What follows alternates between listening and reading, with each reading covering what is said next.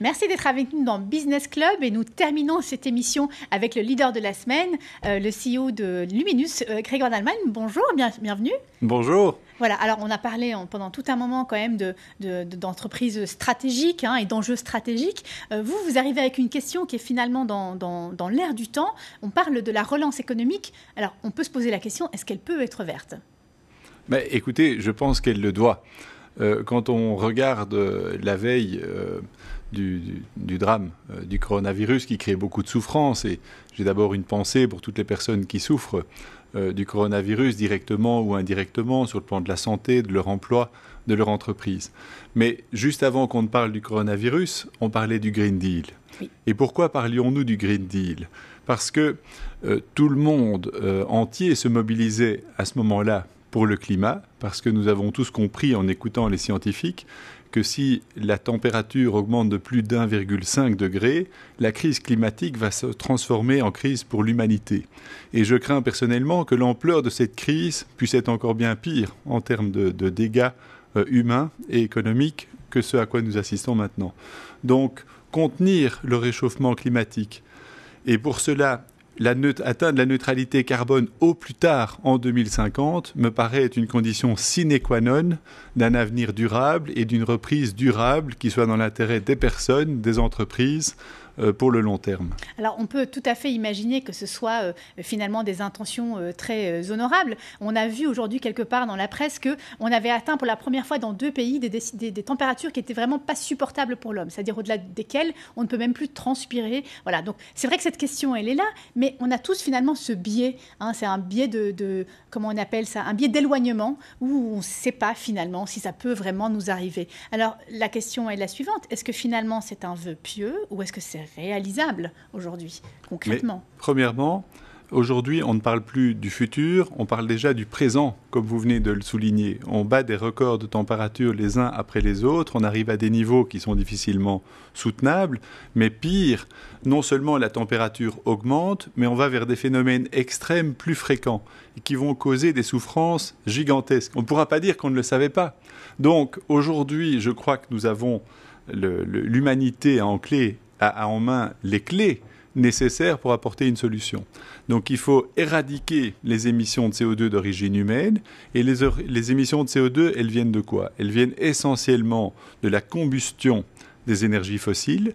Et donc il faut tout faire pour réduire la combustion d'énergie fossile et pour trouver le moyen d'électrifier la société, électrifier le chauffage dans les bâtiments, électrifier le transport, oui, de manière à continuer à assurer un développement économique, également le confort des personnes, pour que le progrès technique se transforme en progrès pour l'humanité.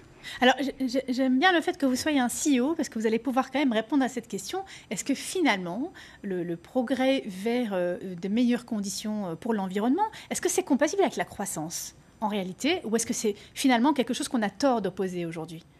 Mais écoutez, ça c'est vraiment la raison d'être qui nous anime en tant qu'énergéticiens aujourd'hui, c'est de participer à l'avènement d'un monde neutre, énergétique neutre en CO2, oui, et qui puisse concilier précisément le développement économique, le confort, le bien-être humain, mais aussi la préservation de la planète qui est essentielle pour que nous puissions continuer à vivre. Et donc, je peux vous donner quelques exemples. Il y a un certain nombre de choses et de plans de relance qui peuvent allier ces différentes dimensions. On pense par exemple, je dirais, aux bâtiments, l'efficacité énergétique des bâtiments.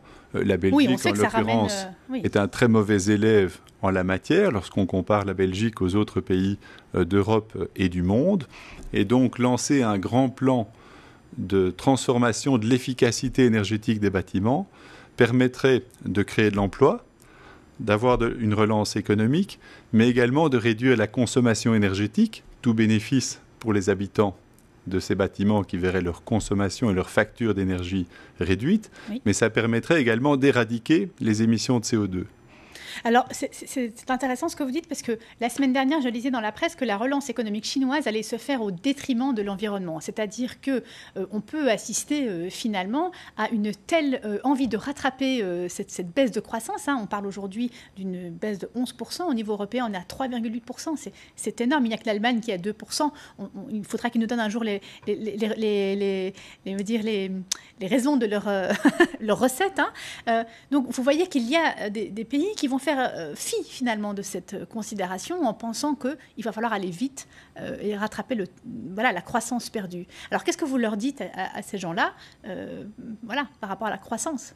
Mais je pense qu'il faut viser la relance, il faut vouloir relancer l'économie, c'est essentiel pour les questions d'emploi, parce qu'autrement il y aura des souffrances sociales qui seront énormes et insurmontables, et les soins de santé ont besoin d'une économie prospère, donc je suis pour la croissance, mais nous devons viser impérativement le besoin de réconcilier la relance économique et la réduction des émissions de CO2.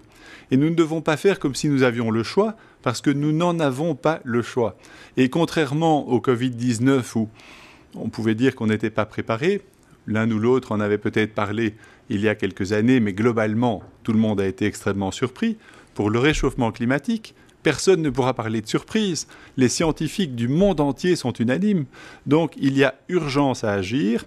Et c'est vraiment la mission, c'est le phare qui nous guide chez Luminus, parce que notre raison d'être, c'est d'aider nos clients à réduire leur consommation d'énergie et de le faire avec des services d'efficacité énergétique et des énergies renouvelables. Et ça permet aux entreprises, aux ménages, de réduire leur facture d'électricité. Parfois, ça demande leur facture d'énergie, ça demande un investissement.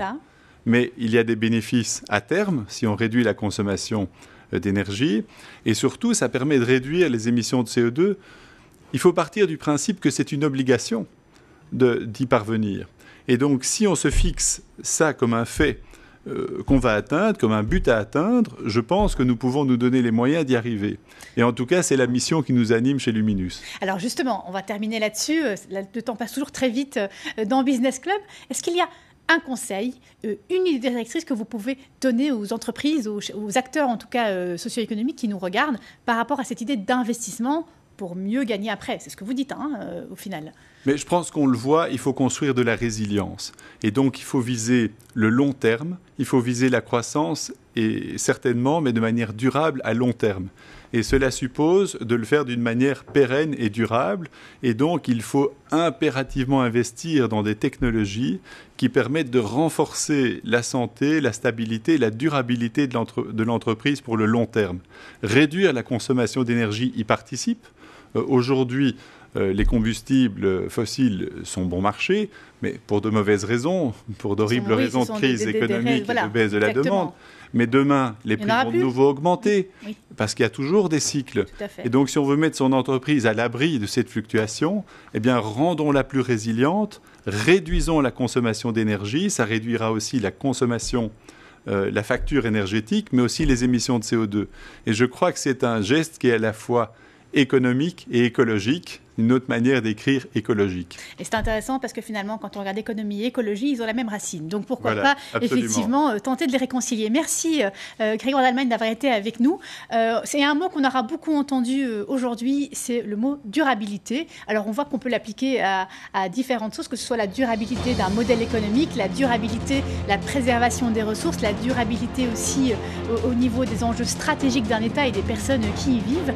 Voilà, donc c'était une édition de Business Club qui était plutôt chargée. Je pense qu'on a exploré pas mal de choses aujourd'hui. Moi, je vous donne rendez-vous du coup la semaine prochaine. Et d'ici là, prenez soin de vous, prenez soin de votre entourage. Très bientôt.